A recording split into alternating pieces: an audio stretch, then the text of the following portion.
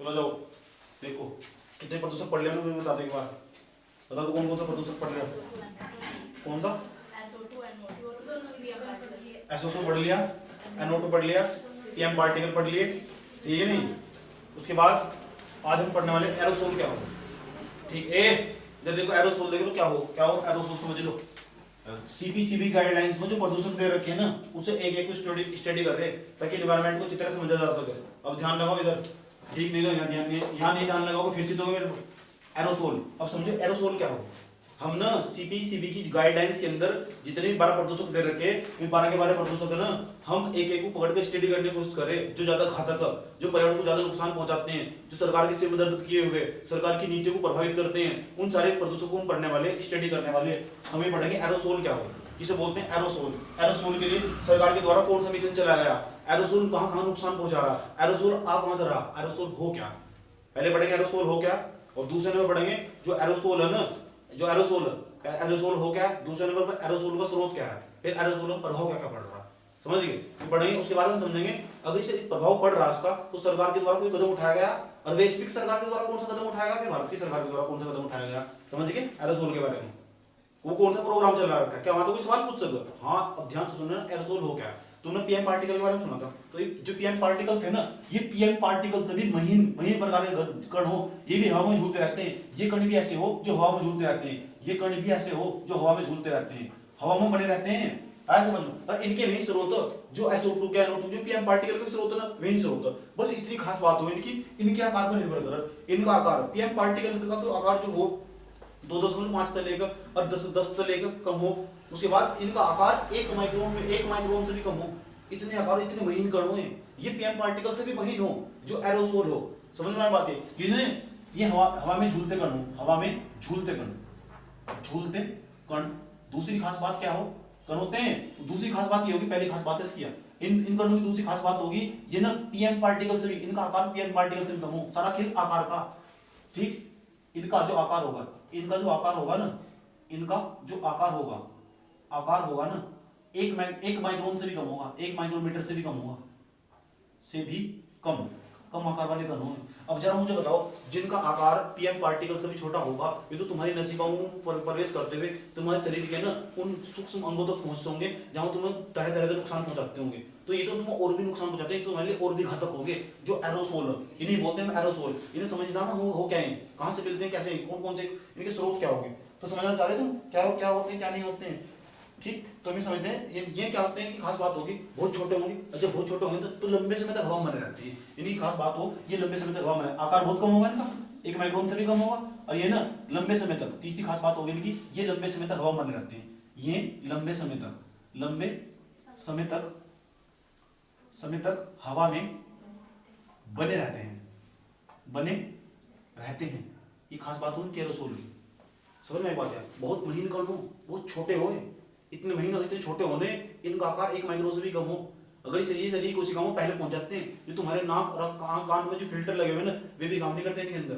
समय वे फैल हो जाते हैं। वे सारे फिल्टर फैल होने के बावजूद ये कण हमारे नसिकाओं में प्रवेश करते हैं और कोशिकाओं में पहुंच जाते हैं, और वहाँ कैंसर का कारण बनते हैं। ये आया समझ, त्वचा के कैंसर का कारण बनते हैं। ये सब इनकी खास बात हो, एरोसोल इसे बोलते हैं। एरोसोल याद रही बात है। कौन सा एरोसोल हो, ये हवा में झूलते हुए कण हो। दूसरा, इनका आकार 1 माइक्रोमीटर से कम हो। तीसरा, ये हवा में लंबे समय तक बने रहते हैं। समझ आई बात है। ये हवा में कैसे बने रहते हैं, लंबे समय तक। अब सवाल है इनका, ये निकलते कहां से, इनका स्रोत क्या है। जो एरोसोल का स्रोत क्या हो, तो जो पेट्रोल हो ना, पेट्रोल, समझ में आई बात है। उड़ जाते हैं, पेट्रोल लिया तुमने, डीजल लिया, उसे थोड़ा सा बाहर रख दो तो उड़ना शुरू हो जाएगा, ऑटोमेटिक उड़ना शुरू हो जाएगा। समझ में आई बात है। उसके अंदर उन्हें जलाने से भी बनते हैं, उन्हें जलाते हैं तो पेट्रोल डीजल को, वही स्रोत है जो PM पार्टिकल के स्रोत थे। PM पार्टिकल के जो स्रोत थे ना, वही स्रोत है इसके। PM पार्टिकल के स्रोत थे, जो PM पार्टिकल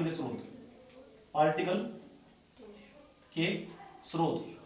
जैसे तुम जो पेट्रोल हुआ, ये हुआ पेट्रोल हुआ, उसके बाद डीजल, उसके बाद कच्चा तेल, क्रूड ऑयल जिसे बोलते हैं। इन्हें तुम कम तापमान पर जलाओगे, अधकचरा जलाओगे, आधा जला हुआ कार्बन हो एक प्रकार से। इन्हें कम मात्रा में जलाओगे ना, कम ऑक्सीजन में जलाओगे ना, तो आधे जले हुए कार्बन हो, तो एक प्रकार के आधे जले हुए कार्बन हो जो वातावरण को नुकसान पहुंचाते हैं। समझ में आ बात है। एरोसोल के कण इसे बोलते हैं। ये एरोसोल इसे तो बोल रहे हैं एरोसोल। और क्या, ये धूल धूल मिट्टी की कणी हुए, धूल मिट्टी की कणी हो, लेकिन इनका आकार 1 माइक्रोन से भी कम हो, सारा खेल आकार का। समझ में आ बात है? पीएम पार्टिकल एक प्रकार के, ये भी एक प्रकार के पीएम पार्टिकल ही, लेकिन आकार कम। और जब आकार कम होगा ये उस तरह खतरनाक होंगे पीएम पार्टिकल से भी, एरोसोल। और ये इनकी खास बात क्या हो, आकार छोटा होने के कारण ये लंबे समय तक उस हवा में बने रहते हैं। और दूसरी खास बात क्या होगी, जब जो पेट्रोल हुआ, डीजल हुआ, कच्चा तेल हुआ, जब इन्हें कम तापमान पर जलाया जाएगा, आधे कम जलेंगे इन्हें। जब तुम कम तापमान पर जलाओगे ना, इन सब चीजों को तुम कम तापमान पर जलाओगे, कम ताप पर जलाओगे, ठीक। तो जो आधा जला हुआ कार्बन हो उनके अंदर इसका स्रोत हो, वो जो आधा जला हुआ कार्बन हो ना, वो नुकसान पहुंचाता। वो नुकसान पता किसे पहुंचा रहा यार, जो ये पृथ्वी हमारी, जो अटलांटिक महासागर, वो ऊपर जैसे जो ऊपर आर्कटिक महासागर, ऊपर आर्कटिक महासागर में जो बर्फ के बड़े बड़े पहाड़ है ना, वे काले पड़ चुके। इससे कारण इन एरोसोल के कणों कारण वहां के वातावरण में ऊपर सर्वाधिक मात्रा में एरोसोल के कण दिखाई दे। पूरा का जो पूरा ग्लेशियर था ना, पूरा ब्लैक पड़ चुका है। उसको जो कार्बन जमेगा उसको ब्लैक कार्बन कहते हैं। उसको जो कार्बन जम चुका है ना, उसको ब्लैक कार्बन कहते हैं। इन एरोसोल कणों के कारण पूरा व्हाइट कलर का ग्लेशियर था, पूरा बर्बाद हो चुका। समझ में आ बात है? पूरा बर्बाद हो चुका। क्यों? क्योंकि उसको ब्लैक कार्बन जम चुका। इसे ब्लैक कार्बन भी कहते हैं। यही तो ब्लैक कार्बन, ये किसका कारण, ये किसका कारण बनते हैं? ब्लैक कार्बन ये एरोसोल कण ही तो है।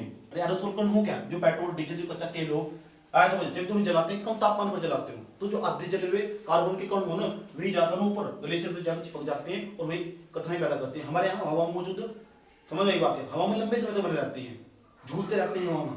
और इनका आकार ना पीएम पार्टिकल से भी कम हो, ये ज्यादा घातक हो, पीएम पार्टिकल की अपेक्षा ज्यादा घातक हो। समझ में आ बात है? जो एक कार्बन हो, ब्लैक कार्बन हमारा, यही दो ब्लैक कार्बन, एक हमारा, एक ब्लैक कार्बन, एक ब्लू कार्बन। अब ब्लू कार्बन क्या जानते हो? ब्लू कार्बन जो 2-3 टर्म यूज कर देता हूँ। एक ब्लू कार्बन हो, ब्लू कार्बन पता क्या हो? कार्बन की जो मात्रा समुद्र के द्वारा ग्रहण कर ली जाती है उसे ब्लू कार्बन बोल रहे हैं। कार्बन एक खतरनाक तत्व हो, अगर वो वातावरण के अंदर लंबे समय तक रहा ना, तो तापमान बढ़ा देगा पृथ्वी का। और तापमान बढ़ाया उसने तो ग्लेशियर पिघल जाएंगे, और जब ग्लेशियर पिघल जाएंगे तो जो तटीय इलाके होंगे उसमें बाढ़ आ जाएगी। समझ में आया बात क्या? तो कार्बन एक प्रकार का, तो कार्बन खतरनाक हो, लेकिन जो कार्बन की मात्रा ना समुद्र के द्वारा अवशोषित कर ली जा, कार्बन की जो मात्रा समुद्र द्वारा अवशोषित कर ली जा ना, उसे बोल रहे हैं ब्लू कार्बन। ब्लू माने नीला नहीं होता, ठीक। उसके दूसरी बात, एक को ग्रीन कार्बन, पेड़ पौधों के द्वारा ना एक ग्रीन कार्बन हो, तो ब्लू कार्बन क्या होता है? जब डिस्कस करा ना ब्लैक कार्बन का, तो मैंने इसे भी यही डिस्कस कर दिया, क्योंकि यूपीएससी इन नाम से सवाल पूछे यूपीएससी में। एक को ग्रीन कार्बन, ये परिभाषा लिख देना ग्रीन कार्बन की। ग्रीन कार्बन क्या हो, कल को पूछूंगा ग्रीन कार्बन क्या हो। तो पेड़ पौधे के द्वारा जो कार्बन की मात्रा अवशोषित कर लिया उसे ग्रीन कार्बन कहते हैं। जो पेड़ पौधे होते हैं हमारे, इनके द्वारा जो कार्बन की मात्रा ग्रहण कर ली जाए, ऐसे समझो, उसे हम ग्रीन कार्बन कहते हैं। ग्रीन कार्बन मैंने बोला, कार्बन अगर लंबे समय तक हवा के अंदर रहा ना, तो कठिनाई पैदा कर देगा। वो रहा, उसने ना नुकसान पहुंचाया। हाँ, कहाँ पर? आर्कटिक महासागर के ऊपर जो बर्फ ग्लेशियर थे उन्होंने नुकसान पहुंचाया, और वहां की बर्फ को उसने ब्लैक कर दिया। वहां एक कार्बन जम चुका है, उसमें ब्लैक कार्बन कहते हैं। और ब्लैक कार्बन ना कहां से आया? ये एरोसोल उसका स्रोत है। ऐसे समझो, वो क्यों आया हो? क्योंकि जो कार्बन कम मात्रा में, कम तापमान पर जल नहीं पाया, अधिक मात्रा जल नहीं पाया हो, आधा जला हो, अध कचरा हो, उसके अंदर कार्बन नहीं जाता, वो जो कार्बन हो ना, वही ब्लैक कार्बन का कारण बनता। ये ब्लैक कार्बन हो, ये एरोसोल हो, इनका आकार 1 माइक्रोमीटर से कम हो, बहुत छोटे कण हो, ज्यादा नुकसान पहुंचाते हैं मनुष्य को। हृदय रोग भी इनके कारण ही हो सकता है, एरोसोल के कारण। गूगल पर डालकर तुम एरोसोल के बारे में पढ़ना, ऐसे गूगल पर डालकर एरोसोल के बारे में पढ़ना। लेकिन अगर इन्वायरमेंट पढ़ना ना, तो इतनी नॉलेज होनी चाहिए एक बच्चे को एरोसोल के बारे में। अब सवाल है, जब इतना खतरनाक, क्या सरकार के द्वारा कोई प्रयास करेगी वैश्विक स्तर पर? एक नासा नाम की संस्था, कौन सी? नासा नाम की संस्था है वैश्विक स्तर पर, उसने ना एक नार्मिस नाम का मिशन चलाया। कौन तो लेके गया है? नार्मिस नाम का मिशन चलाया। नार्मिस एरोसोल के नाम पे पूरी दुनिया के अंदर, ताकि एरोसोल के कणों को कम करा जा सके। तो तुम नार्मिस नाम का जो मिशन है ये पढ़ना, घर जाकर तुम्हारा होमवर्क होगा। गूगल खोल कर पहले बता रहा हूँ, तुम नासा नाम की जो संस्था NASA स्पेस एजेंसी है, अमेरिका की स्पेस एजेंसी, इसके द्वारा वैश्विक स्तर पर ऐसा समझ में एक मिशन भेजा गया। मिशन है एक नार्मिस नाम का, नार्मिस नाम का, NARMIS, नार्मिस नाम का मिशन। गूगल पर टाइप करोगे आराम से आ जाएगा। एक का मतलब इसमें एरोसोल है, ऐसा समझ लो। तो वैश्विक स्तर पर प्रयास करा जा रहा है एरोसोल के कणों को कम करा जा सके। इसे तुम कोड कर सकते हो, नार्मिस के बारे में पढ़ सकते हो। तो एक प्रकार का मिशन है नार्मिस नाम का, समझने की बात, ताकि कम करा जा सके एरोसोल के कणों। इसके बारे में तुम जरूर पढ़ना, नार्मिस नाम का। इतनी बात। तो भारत के अंदर क्या करा जा रहा है? ये तो दुनिया में होगा एरोसोल को कम करने के लिए। अब भारत के अंदर जो करा जा रहा है बहुत इंपॉर्टेंट है, यहाँ तो यूपीएससी ने सवाल पूछा है। अब बच्चों से दूसरा चीज समझ लिया, बच्चों ने दूसरा समझ लिया, एनसीएपी नाम देखो, नाम एनसीएपी, एनसीएपी आया समझ लो, एनसीएपी ये कार्यक्रम, इसके बारे में पढ़ना तुम।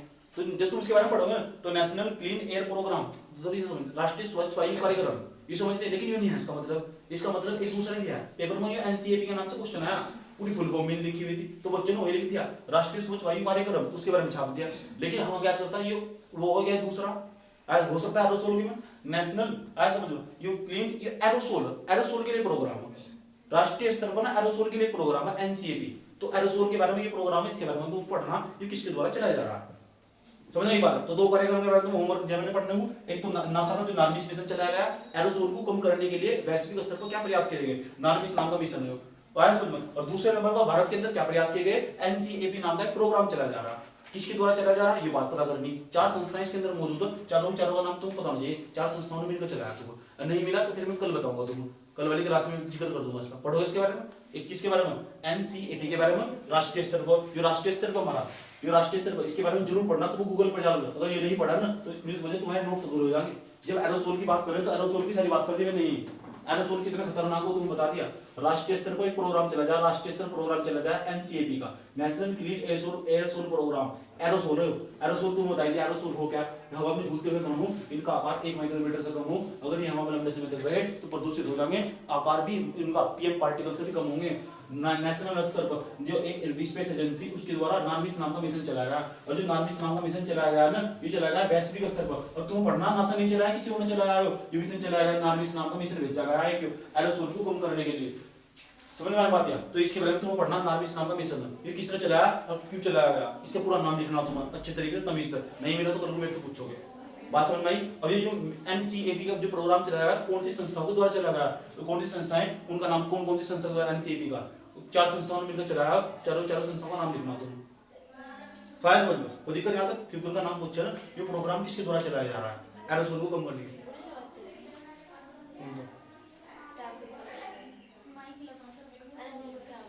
बढ़िया, बधाई हो। अच्छा इधर देख लो, चलो। वोलाटाइल ऑर्गेनिक कंपाउंड, अस्थिर कार्बनिक यौगिक, समझो ध्यान से। हो क्या, ऐसे कार्बनिक यौगिक हो जो कमरे के ताप पर, ध्यान सुन लेना अच्छे तरीके से, यानी कोई परिभाषा लिखवाने वाला, मैं घर से कॉपी में लिखना, जो कमरे के ताप पर वाष्पीकृत हो जाते हैं, उड़ जाते हैं कमरे के ताप पर। अभी समझिए कमरे का ताप कौन सा हो, आए समझ, कमरे का ताप कितना हो, 298 केल्विन हो, आए समझ। कमरे के ताप पर वाष्पीकृत हो जाते हैं, उड़ जाते हैं। यार पैंट नहीं देखा तुमने दीवारों के ऊपर, दीवार के ऊपर पैंट करा तुमने, वो उड़ना स्टार्ट हो जाएगा ऑटोमेटिक। तो तुमने पेट्रोल लिया, पेट्रोल को कभी खुला नहीं छोड़ सकते, उड़ना स्टार्ट हो जाएगा, तो ऑर्गेनिक कंपाउंड है वो, ऑर्गेनिक कंपाउंड है। और कौन सा पता, वोलाटाइल हो, अस्थिर स्थिर नहीं है वो उड़ जाएगा यार वो, और उड़ जाएगा नुकसान पहुंचाएगा। पेंट है ना तुम्हारी अंकों में जलन उत्पन्न करनी स्टार्ट कर देगा। ये देखिए जो महिलाएं वो लगाती है नेन पेंट, नेन पॉलिश लगाती है, नेन पॉलिश लगाती है, वो एक प्रकार का वही है, वो अस्थिर कार्बनिक यौगिक है। मुझे कहा महिलाएं हरा, पीला, लाल, नीला, पता नहीं कैसी कैसी, परफ्यूम भी बिल्कुल शाबाश, परफ्यूम। अच्छा देखिए तुम ना, बचपन में जब मैं कैसेट लगाते थे, कैसेट गोल गोल वाली कैसेट थी, सीडी के अंदर लगाते थे, स्प्रे करके डालते ना, वो स्प्रे है ना, वो भी उड़ना स्टार्ट हो जा। आज समझ में, सीडी चलती थी नहीं, किच किच करके चलती थी, मन्नू की पिक्चर, धाकड़ चुरा चला के कमर भी चोटी लटका के, आए समझ में। सैनिटाइजर भी बिल्कुल साफ साफ साफ साफ बिल्कुल। वोलाटाइल हो, अस्थिर हो, वो वोलाटाइल अस्थिर कार्बनिक यौगिक, पूछूंगा भी क्या बताया गया, ऐसे कार्बनिक यौगिक जो कमरे के ताप पर वाष्पीकृत हो जाते हैं, उड़ जाते हैं। समझ में आया? उदाहरण मैंने बहुत सारे दे दिए, ऐसे है बिल्कुल, क्यों नहीं आगे, जो उड़ गया ना कार्बनिक यौगिक है, कार्बन तो मिलकर बना हुआ हो, वो अस्थिर, वो स्थिर, अस्थिर हो, वो वोलाटाइल उड़ जाएगा यार वो, समझ गए। ऐसे यौगिक, ऐसे कार्बनिक यौगिक, अब सुनूंगा तुमसे, कार्बनिक यौगिक, यौगिक जो कमरे के ताप पर, कमरे के ताप पर वाष्पीकृत हो जाते हैं, वाष्पीकृत, वाष्पीकृत, अभी नहीं इस तरह लग रहा साइंस पढ़ रहे कि एनवायरनमेंट पढ़ रहे, वाष्पीकृत हो जाते हैं, इसी तो बोलते हैं एनवायरमेंटल साइंस, यही तो एनवायरमेंटल साइंस, साइंस भी है, एनवायरमेंट भी जुड़ा हुआ इसमें। वाष्पीकृत हो जाते हैं, वाष्पीकृत हो जाते हैं, चलो हो गए, ये तो बात समझ में आई, वाष्पीकृत हो गए। ए कहां देख रही, हीटर की तरफ, यहां देख,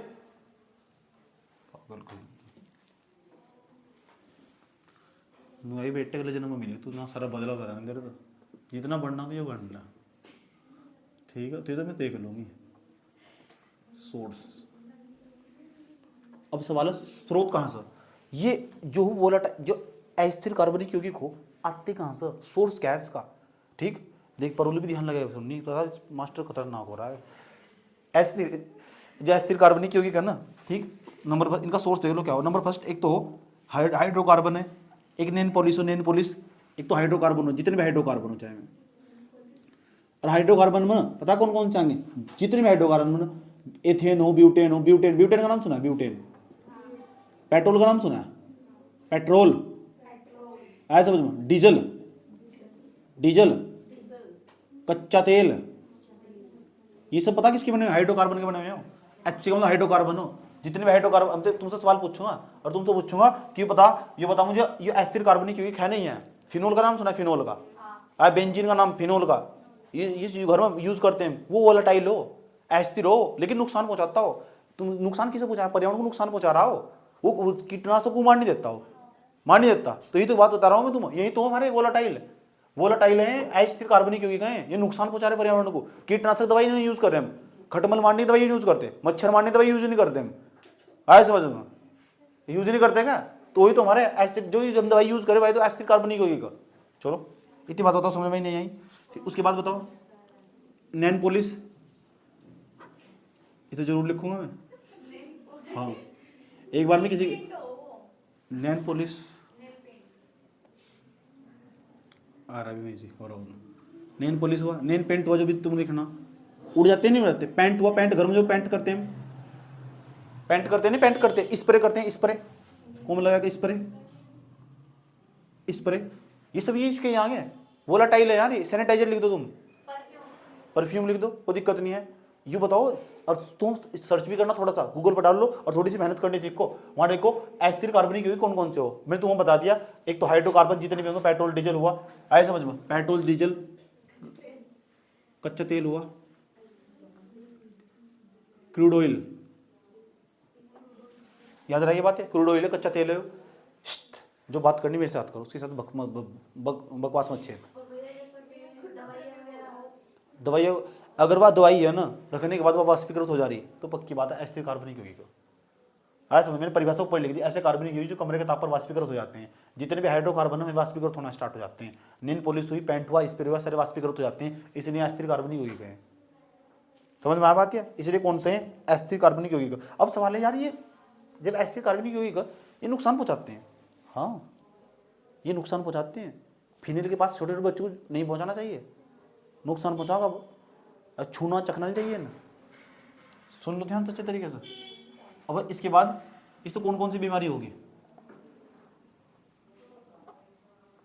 कौन कौन सी बीमारी होगी, सुन लो कौन कौन सी बीमारी होगी। तो 1 2 3 4 5 कौन कौन सी बीमारी होगी समझ लो। नंबर 1 तो कैंसर होगा, कैंसर नाम सुना कैंसर का। दूसरा जो प्लांट होते हैं ना, प्लांट जो पौधे होते हैं उनकी वृद्धि को रोक देते हैं, पौधों की वृद्धि को रोक देते हैं, पौधों की वृद्धि को रोक देते हैं। ठीक, उसके बाद जो फेफड़े हैं ना, फेफड़ों को नुकसान पहुंचाते हैं। ठीक, और दूसरी सबसे बड़ी बात है जो तंत्रिका तंत्र है ना, और जो हमारे मस्तिष्क, ठीक जिससे कंट्रोल करता है उसे नुकसान पहुंचाते हैं। उसे ना उसका नियंत्रण खो जाता है। समझ में आती है, मानसिक संतुलन खो जाता है सर। इनका यूज नहीं करना चाहिए, इनसे बच कर रहना चाहिए। ऐसा समझ, तंत्रिका तंत्र प्रभावित होगा हमारा, तंत्रिका तंत्र प्रभावित होगा हमारा। और क्या होगा, धुंध पैदा करते, धुंध पैदा करते, धुंध, ये धुंध भी पैदा करते हैं। इतना नोट करो। और आगे तुम बताता हूँ किस कौन से प्रकार की धुंध पैदा करते हैं। 2 प्रकार की धुंध पैदा करते हैं, समझते हैं। दो प्रकार की धुंध कौन कौन सी पैदा करते हैं, ये हमारे अस्थिर कार्बनिक यौगिक का नोट करो ना। तो भाग जा तेरे पापा आगे। तो बताओ इतना समझ में आएगा तुम्हारी, समझ में आ गया इतना। अस्थिर कार्बनिक यौगिक होंगे, पूछा अस्थिर कार्बनिक यौगिक क्या हो, जो कमरे के ताप पर वाष्पीकृत हो जाते हैं, उड़ जाते हैं। जो ऐसे कार्बनिक यौगिक जो कमरे के ताप पर उड़ जाते हैं। अभी कौन कौन से, जैसे पेंट हुआ, मैंने तुमसे पहले समझा था, पेंट हुआ, जितने भी हाइड्रोकार्बन हो ना, जैसे पेट्रोल हुआ, डीजल हुआ, तुम साइड में रख दिया, उड़ जाएंगे ऑटोमेटिकली। उड़ जाएंगे नहीं उड़ जाएंगे, क्यों उड़ जाएंगे, ऐसे समझ में, क्यों उड़ जाएंगे, क्योंकि हाइड्रोकार्बन यौगिक हो, वाष्पीकृत हो जाते हैं कमरे के ताप पर यार, उड़ जाएं। नैन देखो महीने अलग अलग प्रकार की वो खरीदते हैं, नेन पॉलिश खरीदती हैं, उसको खुला छोड़ दे उड़ जाएगा, वो वाष्पीकृत हो जाएगा, वही तो हमारा अस्थिर कार्बनिक यौगिक, वही तो हमारा वोलाटाइल ऑर्गेनिक कंपाउंड, वही तो हो। अच्छा ये पढ़ क्यों रहे हैं, इसलिए पढ़ रहे हैं भाई, पर्यावरण को नुकसान पहुंचा रहा है वो। सच में क्या क्या काम करेगा वो, सुन लो, और क्या क्या करेगा वो, कहाँ कहाँ मिलेगा वो, नैन पॉलिश से निकलेगा, पैंट से मिलेगा, स्प्रे से निकलेगा, ये ना अंकों में जलन उत्पन्न करना स्टार्ट कर दे। जैसे तुम्हारे घर में ताजा ताजा पैंट हुआ, उसके पास खड़े हुआ, अंकों में जलन होनी स्टार्ट हो जाएगी, आया समझ में, तो वहां से निकल गया, तो वहीं से निकल गए अस्थिर कार्बनिक यौगिक उड़ जाते हैं। अच्छा उसके बाद इन तो कौन कौन सी बीमारी होगी अगर व्यक्ति इनके संपर्क में आया ना, इन वोलाटाइल ऑर्गेनिक कंपाउंड के अस्थिर कार्बनिक यौगिक के संपर्क में आया व्यक्ति, तो ये समझो कौन कौन सी बीमारी होगी। एक तो कैंसर हो सकता है, इसलिए इनके संपर्क में खतरनाक चीज हो। आया समझ में, ये जो महिलाएं सुबह से लेकर शाम तक लगा रही है रगड़ रगड़ कर, आया समझ में, एक कुछ तो होट लाल लाल कर लगी है, आया समझ में। उसके बाद ये जो पेन ये हो ना, ये नाखून है, हाँ समझ, चाहे हाथ में धो रखे हो, फिर नेल पॉलिश को धड़ धड़ धड़ करके रगड़ना स्टार्ट कर देगी। उसके बाद ये बात है कि जो ना ये जो पौधे हो आसपास इन्वायरमेंट में, उसकी प्लांट उसकी ग्रोथ रोक देते हैं, अगर इनकी मात्रा ज़्यादा बढ़ जाए तो ये बड़े खतरनाक हो अस्थिर कार्बनिक यौगिक को। आया समझ में, तुम कोई पेड़ है उसके आसपास उसमें तुमने पेट्रोल डाल दिया तो पेट बढ़ नहीं, उसका वहीं का भी रुक जाएगा, उसकी ग्रोथ रुक जाएगी। पौधों की वृद्धि को रोकने का काम करते हैं। अब जब पौधे नहीं होंगे तो क्या होगा, ऑक्सीजन नहीं होगी, जब ऑक्सीजन नहीं होगी तो तुम नहीं होंगे। आया समझ में, इसका मतलब सीधा तुम पर प्रभाव पड़ रहा है। इंसान ने ना ये चीज़ें बनाई जरूर अपने लिए, अपने ही लिए कुआं खोद लिया, समझ में आया बात। या ठीक ये इसकी कहानी इस तरह है, जिस ढाली पे बैठे हो ना उसे काट रहे, फेफड़ों को नुकसान पहुंचेगा, जो फेफड़े हो ना हमारे उन्हें भी नुकसान पहुंचेगा बड़ी मात्रा में, क्योंकि ये जो कंपाउंड है ना, ये कंपाउंड है अस्थिर कार्बनिक यौगिक, पेट्रोल डीजल ये तुम्हारे अप्रत्यक्ष रूप से तुम्हारे शरीर में पहुंच जाएंगे, पहुंच गए ना तो सीधा फेफड़ों को नुकसान पहुंचाएंगे, तो बड़े घातक हो। इन तो छूना चकराना चाहिए, इन तो दूर बच के रहना चाहिए। तंत्रिका तंत्र जिसे हम बोलते हैं, न्यूरॉन्स जिसे बोलते हैं, वो बड़े गहरे तरीके से प्रभावित होगा, इंसान अपना मानसिक संतुलन खो बैठता। समझ में आया बात है, अगर इंसान इनके संपर्क में आया। दूसरा धुंध पैदा करते हैं, और धुंध पर एक प्रकार का पता क्या हो, कोहरा हो, कोहरा। जिस एरिया में धुंध पड़ती है इसका मतलब वहाँ का पर्यावरण सही नहीं है, इन्वायरमेंट सही नहीं है। अब देखते हैं दिल्ली के अंदर, अब देखो कौन कौन से प्रकार के स्मोक पैदा करते हैं। स्मोक बोलते हैं धुंध को, हम स्मोक बोलते हैं, इंग्लिश में बोलते हैं स्मोक।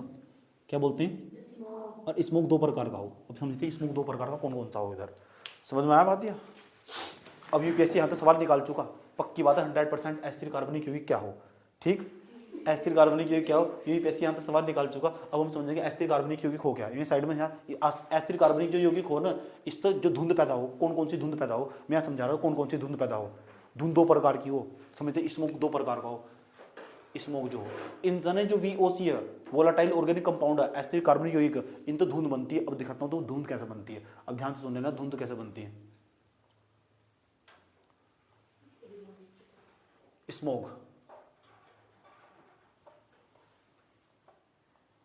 अब धुंध होती है दो प्रकार की। अब समझ लेना धुंध कौन दो प्रकार की कौन कौन सी हो। स्मोक दो प्रकार की हो,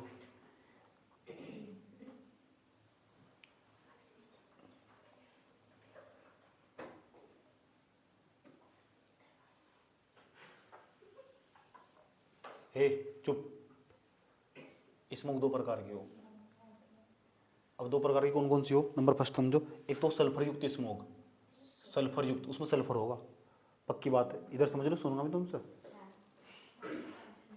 सल्फर युक्त स्मोक, स्मोक, स्मोक का मतलब धुंध, याद रहेगी बात। यह एक दूसरे नंबर पर होती है जो सल्फर युक्त नहीं होती, जिसमें सल्फर नहीं होता, ऐसे समझ में, उसे बोलते हैं फोटोकेमिकल स्मोक। फोटोकेमिकल, देखते हैं तुम्हारे याद होता नहीं होता है, केमिकल स्मोक, याद रहेगी बात। या तो स्मोक कितने प्रकार की हो, एक तो ऐसी होगी जो सल्फर युक्त होगी, एक ऐसी होगी जो फोटोकेमिकल स्मोक होगी, फोटोकेमिकल स्मोक। और जो फोटोकेमिकल स्मोक हो और जो सल्फर युक्त स्मोक हो, अब इसे समझते हैं सल्फर युक्त स्मोक कौन सी हो और फोटोकेमिकल स्मोक कौन सी हो। और फिर भारत में कौन सी स्मोक पाई जा, भारत में कौन सी धुंध पाई जा, या भारत में ये वाली पाई जा या वाली पाई जा। दिल्ली के अंदर इतना सारा प्रदूषण हो चुका हो, इतनी सारी धुंध आ चुकी, लोगों को चलना भारी हो रहा, सांस लेना भारी हो रहा, उनके सांस फूल चुके, अस्थमा हो चुका, उन्हें हृदयाघात हो चुका, उन्हें मर चुके हैं सारे के सारे। ऐसा हो क्यों रहा, कौन सी स्मोक है वहाँ से, सल्फर युक्त स्मोक या फोटोकेमिकल स्मोक, समझ में आ बात। या कौन सी स्मोक है वहाँ, ये भी समझते हैं और समझते हैं कैसे सवाल बनते हैं। देखो सल्फर युक्त जो स्मोक हो ना, उसमें एक तो SO2 हो, SO2 का मतलब सल्फर डाइऑक्साइड गैस हो, सल्फर डाइऑक्साइड या खतरनाक गैस हो, बड़ी जहरीली गैस हो, इसके बारे में तो मैं पहले ही पढ़ा चुका, समझ में आया बात। है सल्फर डाइऑक्साइड है, या SO2 गैस है। इसके बारे में सब समझा चुका मैंने। तुम्हें बताया कि जो ना ग्रीन पीस नामक संस्था, उसने बताया पूरी दुनिया में SO2 सर्जित करने वाला ना भारत सबसे पहला देश है। SO2, और SO2 मैंने तुम्हें बताया था, जो SO2 है ना, जहाँ SO2 पनपनी स्टार्ट हो जा तो वहाँ क्या बता रहा हूँ, कई चमकनी स्टार्ट हो जा, घरों पर भी कई चमकनी स्टार्ट हो जा, कई जमनी स्टार्ट हो जा। ये बात का प्रतीक है यहाँ के वातावरण शुद्ध नहीं है, अशुद्ध हो चुका, SO2 गैस आ चुकी है वहाँ। और SO2 गैस सल्फर युक्त स्मोक बता रहा हूँ मैं। तो यहाँ अगर वातावरण में SO2 गैस मौजूद हो, मान लो ये हमारी पृथ्वी, और पृथ्वी पर बिल्डिंग बनी हुई, इस तरह करके बिल्डिंग बनी हुई, आए समझ, बड़े बड़े घर बने हुए, बड़ी बड़ी चिमनियाँ बनी हुई, इस तरह करके आए समझ। ठीक, यहाँ घर, ये पूरा का पूरा शहर डेवलपमेंट हो चुका है, आए सर, शहर डेवलपमेंट हो चुका पूरा का पूरा।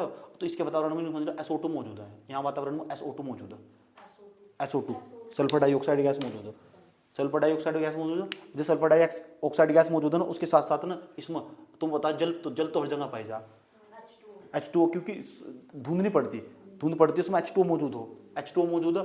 उसके बाद मिल जाएगा PM पार्टिकल, ये धूल मिट्टी कणु PM पार्टिकल, ऐसे समझो, धूल मिट्टी कणु SO2 हुआ, H2O और PM पार्टिकल हुए, आपस में मिल जाएंगे। जो धूल, जो हमारी धुंध बनती होगी, इनते धुंध मिल जाएगी, इनते हमारी धुंध बन जाएगी। ऐसी धुंध को हम सल्फर युक्त स्मोक बोल लगे, सल्फर युक्त स्मोक।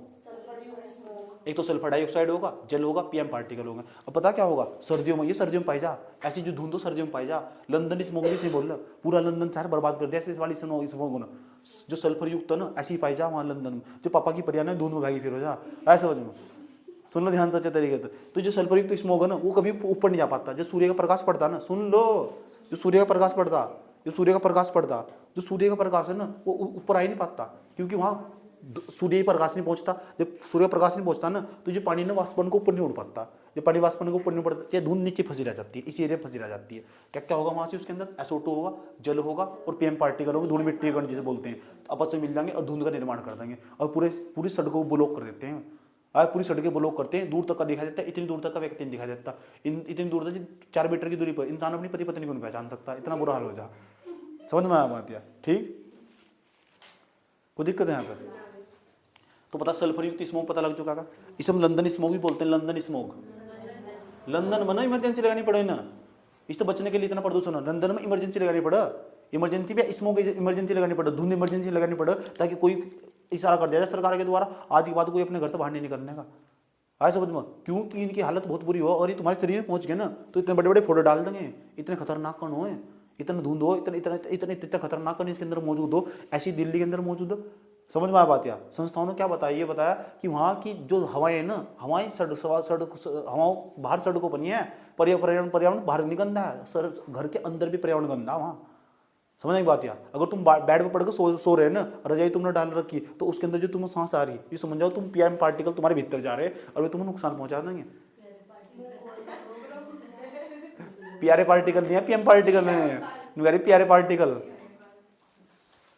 इतनी बात बताओ मुझे, सल्फर युक्त स्मोक क्या हो, समझ में नहीं आया?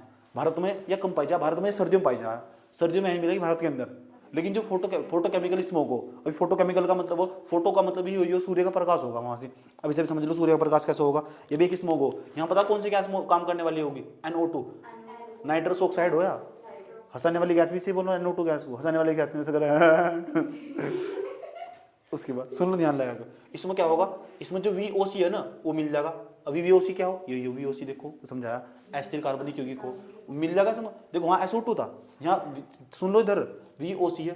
अच्छा जब आपस में मिल जाएंगे ना, तो मिलने के बाद और सूर्य का प्रकाश आ रहा होगा, सूर्य का प्रकाश भी होगा, सूर्य का प्रकाश भी होगा, ऊपर तो सूर्य का प्रकाश ही पड़ता होगा। देखो यह वातावरण है, इस वातावरण के अंदर ना ये NO2 आया, और NO2 कहाँ से निकलता? NO2 निकलता गाड़ी के पीछे जो धुआं निकल रहा, चिमनी जल रही, भट्टे जल रहे, उनके अंदर NO2 निकल, बड़े खतरनाक को हीटर चला रखा तुमने, इसमें NO2 निकल रहा, पता नहीं कहाँ से निकल रहा है NO2, आया तो ज़्यादा सोचा नहीं वहाँ से निकल रहा। उसके बाद क्या होगा, यहाँ से बन जाएगी हमारी ओजोन गैस बन जाएगी हमारी, ओजोन O3। हाँ ओजोन गैस बन जाएगी, और जो ओजोन है ना जैसे बन जाएगी, ये PM पार्टिकल के साथ मिल जाएगी, और जैसे PM पार्टिकल के साथ मिल जाएगी तो तुरंत धुंध बनाएगी, धुंध। और ऐसी धुंध को हम फोटोकेमिकल धुंध बोलते हैं। हाँ ये ऐसी बता कहाँ पाई जा, ऐसी ज़्यादातर भारत में पाई जा। भारत का पर्यावरण कभी भी साफ नहीं होता, तुम आसमान को पूरा स्वच्छ नहीं दे सकते, तारे भी दिखाई देते हैं रात को, तारे भी खोजा। समझ में आया बात? या तारे भी खोजा, सोच रहे इतना बुरा हाल धुंध के कारण। ठीक, उसको हम फोटोकेमिकल स्मोक बोलते हैं। ये भारत के अंदर बड़ी मात्रा में पाई जा, यहाँ का वातावरण बिल्कुल भी शुद्ध नहीं है। हरिद्वार की तरफ चल जाओ, कहीं चले जाओ किसी भी शहर के अंदर, तो ये तुम्हें ये फोटोकेमिकल स्मोक आराम से दिखा दे जाएगा तुम्हें। तो स्मोक दो प्रकार का हो। आज अब मैंने पता लगा VOC क्यों पढ़ाया था, VOC से पढ़ाया था कि मैंने तो बताना चाह रहा था कि जो फोटोकेमिकल स्मोक है ना, इसमें VOC यूज हुआ, और VOC एक प्रकार की तुम बताया अस्थिर कार्बनिक यौगिक को, ये उड़ना स्टार्ट कर जाए, वाष्पीकृत हो जाते हैं, मानिए, और जैसे वाष्पीकृत हो जाएंगे NO2 के साथ मिलेंगे, जब NO2 के साथ मिलेंगे सूर्य का प्रकाश होगा, और जब सूर्य का प्रकाश होगा ओजोन उत्पन्न होगी, और ओजोन जो गैस होगी वो PM पार्टिकल के साथ उत्पन्न हो जाएगी, और वहाँ स्मोक का निर्माण करेगी, स्मोक धुंध का निर्माण करेगी, समस्याएं पहुंचाएगी, पर्यावरण को नुकसान पहुंचाएगी, तबाह कर दिया उन्होंने पर्यावरण को यार। लेकिन ऐसा माना जाता ये जो वाला स्मोक है ये ज़्यादातर गर्मी में पाया जाए, ऐसी जो धुंध होना है ऐसी धुंध है, हालांकि गर्मियों में पाई जा, और ये सर्दियों में मिलेगी। ऐसा यानी इस टाइम वर्तमान समय में सर्दियाँ हो रही, दिसंबर जनवरी का जो महीना चलता है ना, उसमें खतरनाक सर्दी पड़ती है। तो जो सल्फर युक्त स्मोक है ना, वो दिल्ली को उसका विनाश कर दिया उसने। दिल्ली में एक गाड़ी घर, कुछ गाड़ियाँ घर से बाहर निकलती, कुछ अंदर रहती है, और इवन चलता दिल्ली के अंदर, जिसकी संख्या जैसे एक वाला, आज जिसकी गाड़ी के पीछे लास्ट में एक वो बाहर निकलेगा, उसे छोड़ देकर कल को 2 वाला बाहर निकलेगा, किसकी गाड़ी के पीछे 5 है, फिर अगले दिन वो निकलेगा, एक करके निकलते हैं ताकि उसके पीछे तक प्रदूषण होने से पर्यावरण को रोका जा सके। इतना बुरा हाल है दिल्ली के अंदर। आया समझ में? तुमने गाना सुना था, एक पिक्चर आई थी 2016 में, उसका नाम था ए दिल है मुश्किल। आया समझ में? तो उसका जिसका नाम बदल कर रख दिया ए दिल्ली है मुश्किल। इतना बुरा हाल है दिल्ली के अंदर, इतना तो बुरा हाल सल्फरयुक्त स्मोक पाया जा दिल्ली के अंदर, ठंड के अंदर यही पाया जा। इतनी बात बता दो मुझे, सल्फरयुक्त स्मोक समझ में आया नहीं है, फोटोकेमिकल स्मोक समझ में आ गया, वोलाटाइल जो वोलाटाइल ऑर्गेनिक कंपाउंड हो जिस तरह उड़ जाते हैं, बात समझ में आई क्या? मजा आ रहा है क्या? ठीक है, फिर आपकी हमारी मुलाकात अभी होगी थोड़ी देर बाद, समझ में आई बात यार, अभी होगी थोड़ी देर बाद।